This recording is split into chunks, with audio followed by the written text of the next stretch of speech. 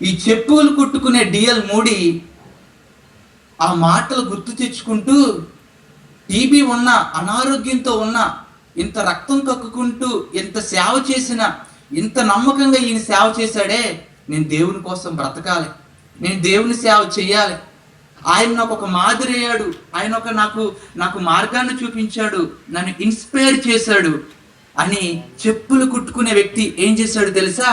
ఆ చనిపోయిన సేవకుడి చివరి మాటలను గుర్తుపెట్టుకుని తన జీవితాన్ని సంపూర్ణ సేవకి ఇచ్చేశాడు.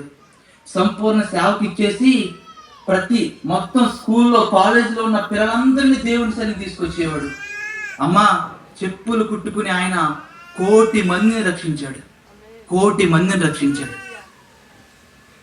ప్రపంచంలో అతిపెద్ద మంచి దేశంగా పిలువబడిన అమెరికాలో షికాగో పెద్ద సిటీలో షికాగో బైబిల్ ఇన్స్టిట్యూట్, ఇప్పుడు మూడీ బైబిల్ ఇన్స్టిట్యూట్గా పిలువబడి ప్రపంచంలో అతి పెద్ద బైబిల్ కాలేజీగా, టాప్ నెంబర్ 1 బైబిల్ కాలేజీగా